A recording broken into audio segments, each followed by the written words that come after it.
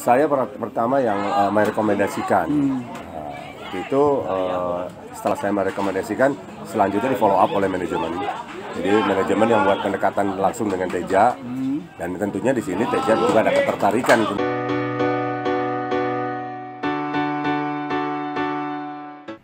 Ibu Boto. Sama-sama lagi. Ibu Boto. Jumpa lagi nih. Sekarang Opa ada di Stadion Lodaya ya, bersama legenda Persib Gatot Prasetyo. Dia adalah kiper Persib di era 90-an sampai 91, mulai di tim senior 91, dan sempat keluar, masuk lagi dan pensiun juga di Persib 2006. 2006. Nah, sepanjang era itu Boboto, Gatot sudah memberikan gelar juara Liga Indonesia pertama. Ya, dengan teman-teman kita mempersembahkan 2 trofi di perserikatan terakhir tahun 94. Dan udah masuk tim ya? Ya, sudah ada di sana.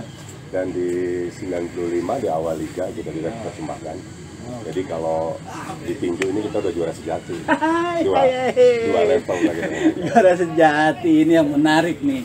Baru kali ini Opa mendapatkan legend yang ngomong si juara sejati. Seperti apa sih juara sejati? Yuk kita ngobrol bareng-bareng. Coach, Anda terakhir ada di tim Persib bersama Mr. Robert Rene Albert. Tapi yang semusim aja terus hilang. Tapi saya sering lihat di Instagram di mana-mana, kok jadi lari ke akademi, ini ngapain sebenarnya ini? Sampai hari ini hubungan baik saya dengan Robert maupun dengan manajemen Persib masih terjalin dengan baik. Walaupun secara hubungan kerja saya berakhir di 2019. Tapi di 2021 akhir kami sempat lagi menjalin hubungan kerjasama, di mana saya juga masuk lagi dalam tim. Tapi di sini saya bersama dengan Luis Pasos membantu Rene Albert untuk menangani goalkeeper. Hanya posisi saya tidak selalu standby tim karena keterbatasan waktu, karena saya juga sebagai ASN punya kewajiban yang lain. Tapi kita terus selalu komunikasi, kita juga selalu siap andai kata memang di tim saya harus bergabung untuk membantu tim. Jadi Anda nih jadi backup gitu ya? Bahasa kasarnya. Ya, manajemen minta saya untuk membantu dari sisi legalitas, dari sisi dan secara pribadi juga Robert minta bantuan saya karena saya sudah merupakan bagian tim.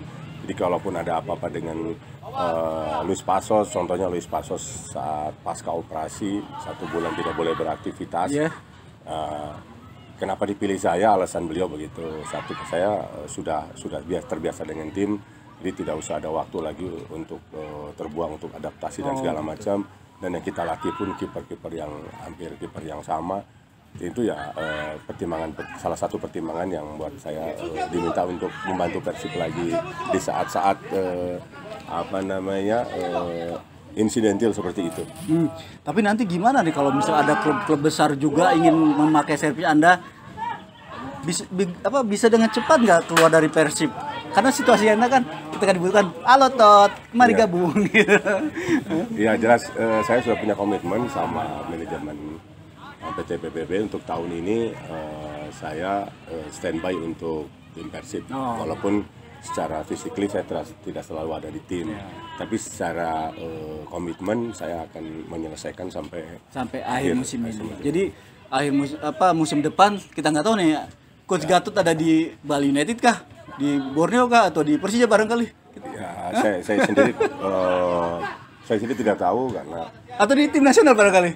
Ya, bisa jadi karena ya selama tenaga saya masih dibutuhkan dan saya pun bisa memenuhi apa yang jadi tuntutan dari kerja itu akan saya lakukan. Tapi artinya pekerjaan sebagai pelatih, kiper akan terus dilaksanakan ya, tidak akan berhenti nih? Selagi memungkinkan segala sesuatunya, ya saya bilang tadi, karena yang paling utama sekarang saya masih terikat sebagai ASN. Itu yang prioritas, tapi andai kata masih bisa sinergi, kenapa enggak? Gitu ya. Contohnya saat ini saya juga concern bantu di Akademi Persib untuk khususnya ke Akademi Persib Cimahi untuk menangani baik kipernya maupun pemain. Saya coba sekarang challenge baru ya, tantangan baru dengan langsung melatih tim ya, karena saya suka tantangan. Gitu ya. Nah, ini benar-benar pria ini nih, pria yang sudah benar-benar mapan nih, apapun diambil nih demi tantangan ya. Ya, artinya untuk saya dunia sepak bola itu penuh dengan tantangan dan saya merasa tertantang. Kenapa enggak? Biasa saya hanya bagian dari satu posisi namanya kiper, tapi sekarang saya coba meng-create satu tim di mana dengan pengalaman yang saya miliki dan knowledge yang saya dapatkan dari kursus, di mana saya juga sudah punya B license. Ya sayang kalau nggak kita aplikasikan. Kebetulan ya ada akademi membutuhkan tenaga itu, saya coba. Dan ternyata juga kemarin terbukti tangan dingin Anda begitu ini ya, begitu punya magis ya. Katanya bahwa tim wilayah Bandung di top skor jadi juara katanya wilayah Jawa. Ya, nasional gitu ya. Tahun 2001 akhir saya dengan tim APC usia 2004 kami ikut berkompetisi top skor di Jakarta. Di akhir kompetisi APC dapat posisi 2 runner up. Ya hal yang nggak buruk secara result. Tapi untuk saya lebih penting lagi pemain mendapat banyak kesempatan untuk belajar dengan pesaing-pesaing yang memang yang biasanya hanya Bandung sekarang di Jakarta. Ya, itu yang terpenting. Yang keduanya 3 tahun terakhir saya membantu top skor Bandung di TSG, di Talent Scouting Group, di mana saya memilih pemain-pemain yang nantinya akan menjadi cikal bakal tim top skor Indonesia. Pada saat itu saya bawa tim top skor zona Bandung di seri nasional di Madiun. Dan alhamdulillah talenta Bandung bisa jadi yang terbaik pada saat itu ya. Talenta Bandung atau pelatihnya nih karismatik nih. Intinya saya dapat kesempatan untuk memilih pemain terbaik selama pergelaran Liga Top Skor.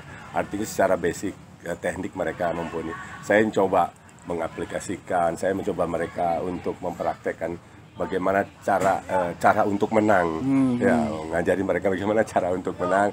Artinya bukan kemenangan yang di awal, tapi caranya kita, bagaimana kita main bola. Jadi bola kita mainkan, kerja sama tim kita kembangkan segala macam lah. Dan anak-anak semacam ini masanya mereka belajar dan cepat menangkap. Ya antara instruksi dan apa yang dia lakukan sesuai, hasilnya pun tidak mengecewakan. Itu hal yang memuaskan bagi seorang pelatih di situ. Padahal awalnya hanya happy aja, happy fun gitu ya. Nggak usah mikir jual, tapi ternyata anak-anak berkembang dengan sendirinya gitu ya. Nah, setelah balik dari sana dengan gelar juara di tangan, udah ada dengan klub yang meng-hire gitu. Coach Gatot ya latih klub saya gitu kan? Sampai saat ini belum ada. Dan emang saya juga harus pilih-pilih. Kalaupun ada tawaran, tentunya saya harus tanya, saya bisa nggak untuk memenuhi tuntutan waktu dan segala macam, itu akan sulit. Jadi sekarang ini untuk memegang tim ini saya dalam taraf belajar. Ya, learning by doing ya, kita lakukan. Learning by doing, oke. Dengan bekal pengalaman yang saya miliki, saya banyak mendampingi tim usia muda di tim nasional bersama Fahri, bersama Sultan Harara, bersama Mundari Karya. Jadi sejak 2010 saya ada di tim nasional development, di mana saya banyak ketemu sama banyak pembina-pembina sepak bola di negara lain. Nah, saya coba mengadop apa hal yang baik dari mereka untuk kita coba pelan-pelan terapkan di sini, sehingga sepak bola kita, terutama di level-level development ini, akan pelan-pelan akan lebih baik. Tapi juga Anda kan sempat naik level sampai tim senior nasional dengan Alfred Riedel almarhum. Ya, karena pelatih kiper adalah profesi utama saya, artinya skill utama saya adalah di melatih goalkeeper. Saya pada saat mendapat job untuk melatih penjaga gawang senior, saya lakukan dengan mulai dari pendekatannya, bagaimana cara meng-create mereka. Begitu juga saat saya diminta bantuan untuk melatih kiper timnas U16 bersama Fahri Husseini, di mana kiper harus saya cari, harus saya banyak asah gitu ya, banyak hal-hal kita kita masukkan hal-hal education baik dalam sepak bola maupun dalam hal mentality dan segala macam. Jadi memang tantangan kembali karena saya suka tantangan, saya hadapi semua. Terus sepanjang pengetahuan saya, ketika Anda pegang tim nasional usia muda sampai senior, belum ada kiper dari Bandung yang ikut Anda di tim nasional. Ya ini kenapa nih? Itu pertanyaan yang sangat menggelitik saya. Satu sisi saya bisa berkontribusi untuk tim nasional, alangkah lebih paripurnanya kalau saya pun bisa membawa talenta Bandung untuk bisa berkiprah di tim nasional ya. Jadi dari event ini seperti Liga Top Score ini, saya mencoba mencari bibit-bibit itu supaya harapan yang seperti Anda tadi katakan, ada kiper-kiper yang handal dari Kota Bandung bisa berkiprah di nasional selain Akil gitu. Selain Akil? Ya, selain Akil. Di luar selain Akil belum ada yang kelihatan menonjol. Ada kita saya pernah mengusulkan dari hasil TSG saya di 2 tahun yang lalu, ada kiper dari PS Uni, Raufa namanya. Oh, Raufa ya. Kalau nggak salah dia sekarang terakhir itu seleksi di Garuda Select. Apakah dia terpanggil atau tidak? Saya belum tahu. Tapi itu salah satu juga talenta bagus ya, dari postur tubuh, dari experience dia selalu hadir di Liga Top Score di setiap tahun yang kita laksanakan. Artinya secara permainan dia dapat kesempatan untuk pematangan atau pendewasaan di sini, itu bagus untuk dia. Oke, Bobotoh, karena kita bicara ada soal kiper dengan pelatih goalkeeper, nanti di sesi kedua kita akan bicara soal kiper Persib Bandung yang pernah ditanganinya dan kira-kira seperti apa sih nanti progres kiper Persib Bandung di liga ini. Tunggu Bobotoh ya di sesi kedua. Bobotoh, kita lanjutkan lagi obrolan kita di sesi kedua dengan Coach Gatot dalam segmen I'm Legend. Coach, belakangan ini rame di dunia maya bahwa Teja Paku Alam selalu menjadi hero di gawang Persib. Yang saya tahu, Teja datang ke sini adalah berkat usaha Anda membawanya dari Sriwijaya ya. Semen Padang. Semen Padang ke Persib. Nah, kenapa Anda memilih seorang Teja Paku Alam untuk menjadi kiper Persib? Ya, awalnya pada waktu itu Persib krisis penjaga gawang karena Raja Nasir cedera. Jadi karena itu ya patah yang mau Persija ya.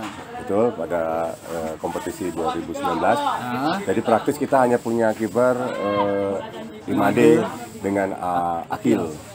Nah, pada waktu itu atas persetujuan manajemen saya mengusulkan penambahan goalkeeper.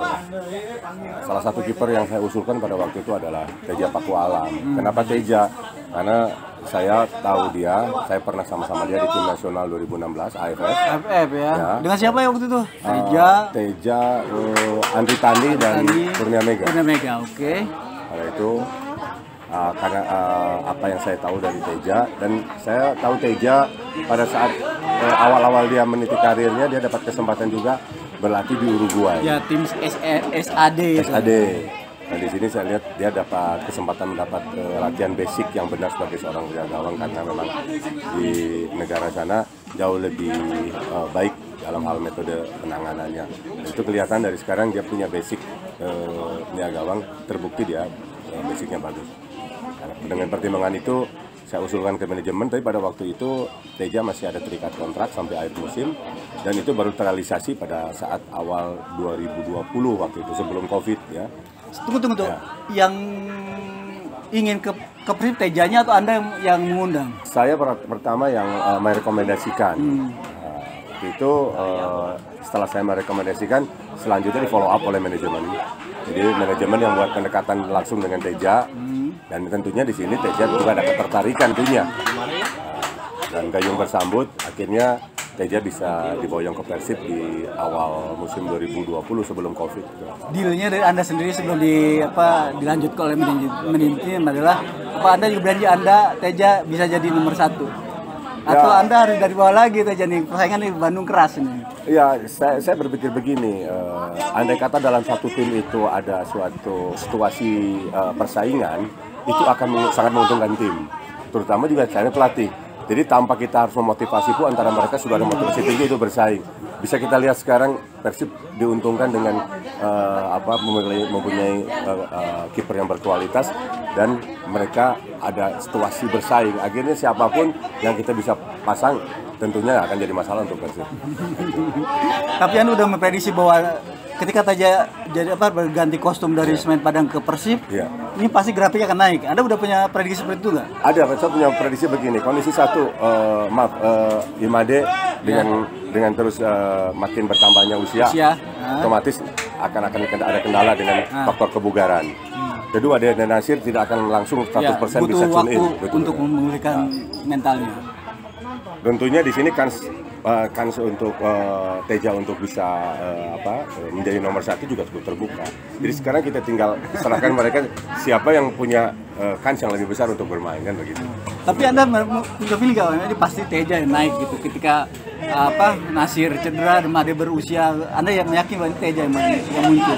Iya, keyakinan itu pasti ada karena waktu saya merekrut itu masing-masing pemain pasti ada hal yang lebih di antara mereka. Lebih Teja adalah saya lihat dia main lebih taktis, ya. Dia paham betul substansi seorang penyerang gawang adalah gimana caranya gawang akan masukkan, ya. Dia tidak memperlihatkan bagaimana action atau menangkap bola yang indah segala macam, tapi fokus dia gimana caranya gawang akan masukkan. Clean sheet yang karena di sepak bola sekarang yang jadi item yang mengisi statistik seorang penjaga gawang adalah seberapa lama dia mempertahankan gawang tidak kemasukan atau clean sheet. Itu. Iya. Itu poin dari seorang penjaga gawang. Bukan gimana nangkap segala macam enggak, tapi clean sheet-nya. Berapa kali dia save, berapa lama dia clean sheet. Dan Teja tahu betul itu dia lakukan. Kita lihat dia selalu main taktis, membantu dia diri sendiri. Kalau dia pukul jelas pukul, kalau dia mau tangkap jelas tangkap, ya itu kan. Ya. Dan itu juga taktik atau mungkin cara dia menutupi salah satu kekurangan dia dalam hal postur tubuh. Jadi dia mewajibkan memang kalau bola ini harus kita pukul, apa bedanya dengan pemain belakang dengan heading? Kalaupun dia mukul tapi harus keluar dari box, menjauhi gawang dia sehingga dia punya waktu untuk posisi kembali. Nah, lihat grafik Teja seperti ini termasuk kemarin nih, sepertinya Boboto sepakat nih. Kemarin Teja tampil luar biasa, mungkin dalam tanda kutip ini istimewa banget di gawang Persib. Buat Anda ini surprise nggak? Atau karena Anda udah tahu Teja ini punya kemampuan seperti ini, surprise nggak? Buat saya mah surprise lihat Teja main gemilang seperti itu, refleksnya bagus gitu. Betul, khususnya untuk pertandingan kemarin yang kita tahu kita minus 9 pemain. Yes. Ya. Sehingga kita terus dapat gempuran, tapi dengan ketangguhan Teja membawa spirit ke yang lain, sehingga yang lain juga ingin punya kontribusi yang sama, ingin bermain all out. Kita bisa lihat, walaupun kita digempur begitu sengitnya, Teja memberi kepercayaan diri kepada kawan-kawannya, menularkan aura positifnya sehingga pemain yang lain pun siapapun yang masuk dia membantu tim kemarin. Artinya Teja membuat tim merasa nyaman gitu untuk menyerang gitu ya. Itu penting sekali. Setiap tim yang punya kiper tangguh akan salah satunya akan terlihat dalam tim itu pasti tim tangguh. Nah, Anda bisa memprediksi nggak ini berapa lama nih seorang Teja bisa bertahan dengan kemampuan seperti itu dilihat dari faktor usia sekarang? Saya pikir Teja sekarang dalam usia emas ya, usia prestasi emasnya ya, dia bisa bertahan. Kalau usia kiper itu punya bonus ya, bisa lewat 30 panjang, ya. Ya mungkin secara refleks atau apa mungkin dia akan menurun, tapi secara experience dia lebih bertambah, lebih confidence, dan itu penting untuk seorang kiper. Ya. Dan lihat cara dia bermain, cara main taktis, mungkin dia bisa lebih lama dia bermain. Kalau tipikal dia main taktis. Oh gitu ya. Jadi Teja ini adalah mungkin kan role model dari banyak kiper-kiper muda nanti. Teja ini adalah di tim Persib selain sulit dilewati juga menjadi pemicu buat kiper lain untuk tampil lebih tangkas lagi dari Teja untuk mengambil tempat, buat mengerayu pelatihnya agar diberi kesempatan bermain. Ya. Atau bahkan mereka hilang sama sekali kesempatannya. Siapapun pelatihnya dia akan memainkan pemain yang membuat dia nyaman. Akan membuat si pelatih itu nyaman, dan Teja bisa menjawab itu. Dari beberapa penampilannya ya membuat tim pertahanan kita semakin solid ya, tidak banyak kemasukan, dan itu kemungkinan tidak akan banyak merubah keputusan seorang pelatih untuk mengganti kiper yang lain. Itu hal yang biasa di sebuah tim. Lalu bagaimana kiper-kiper pelapis Persija masih muda nih? Nanti nasib ke depannya nih, coach. Apakah dia harus tetap bertahan di Persija atau carilah ilmu ke tempat lain dulu lah, gitu kan? Ya, kalau kacamata saya sebagai pembina atau pelatih di luar pelatih Persib, saya mengatakan pada pemain, andai kata kamu pada musim ini tidak mendapat banyak kesempatan untuk bermain, satu sisi usia terus berjalan, ya, kamu harus berstrategi, ya. Bukan berarti tim kamu yang jelek atau enggak, tapi kita yang harus berstrategi. Gimana caranya saya bisa mendapat kesempatan lagi sehingga value dia tetap ada di atas. Ya, itu dia. Ya. Andai kata kita satu tim tapi kita tidak banyak kontribusi, otomatis value kita stuck atau bahkan bisa turun. Nah, ini strategi seorang kiper. Strategi seorang pemain. Dimanapun kita bisa lihat di seluruh dunia. Nah, andai kata dia tidak dapat banyak kesempatan satu tim, dia cepat mencari manuver lain di mana tim yang bisa memberi dia kesempatan. Karena setiap saat nilai kita itu akan dilihat, baik untuk tim nasional atau apa. Sekarang bagaimana kita bisa masuk tim nasional, sedangkan di klub pun kita tidak diberi kesempatan main. Tidak main ya, tidak punya jam terbang. Nah, itu kalau pemain-pemain harus banyak berpikiran gimana caranya. Sedangkan sepak bola itu kan ada batas waktunya. Ya, terus waktu berjalan, usia bertambah, kemampuan kita juga nggak selamanya prima seperti itu. Maka saya sih menyarankan kepada pemain untuk ambil keputusan, berstrategi gimana caranya untuk kelanjutan karir dia ke depan. Jangan hanya berada di zona nyaman di klub besar gitu ya. Betul, karena ada satu pepatah katakan, orang yang punya prospek maju, prospek lebih baik adalah orang yang berani menghadapi suatu perubahan. Dari zona nyaman pasti ada saatnya nanti dia tidak merasakan zona tidak nyaman. Tapi bukan berarti tidak nyaman, tapi justru dia memperluas zona nyaman dia. Biasanya dia main hanya satu klub, di 2 klub, di 3 klub, zona nyaman dia banyak. Sebetulnya bukan keluar dari zona nyaman, tapi untuk sesaat saja, tapi memperluas zona nyaman dia. Tapi di Persib, kiper Persib berani nggak keluar dari zona nyaman menurut Anda kira-kira? Saya kurang tahu pernah pegang mereka. Banyak pemain yang ada di Persib terlena dengan nama besar Persib, terlena dengan situasi di Persib, terlena dengan begitu fanatisnya Bobotoh, sehingga dia berpikir terlalu enggan untuk meninggalkan hal-hal yang nyaman di sini. Ya, tapi kembali lagi saya menyarankan, ya terserah semua misi visi dia bermain untuk apa dan bagaimana. Nah, ini yang menarik, tergantung kiper ya, mau nggak keluar dari zona nyaman. Apakah itu juga terlihat dari Hernando Aji? Persibaya? Iya, Hernando Aji. Hernando, ya. Itu kan pernah Anda tangani. Dia pemain dari Semarang, tapi dia akhirnya membela Persibaya. Ya, karena di situ ada suatu peluang dia bisa bisa mendapat kesempatan bermain lebih banyak ditimbang dia harus bermain di PSIS. Itu keputusan tepat untuk dia. Ya. Karena ya, di sini juga selain kita bermain bola, kita harus juga mempertimbangkan strategi itu. Kita main, apalagi dia muda punya ambisi untuk di tim nasional, berarti saya harus main. Di mana ada klub yang bisa memberi saya kesempatan main. Dan pilihan dia adalah Persibaya, pilihan tepat untuk saya. Itu pemain muda Persib Bandung.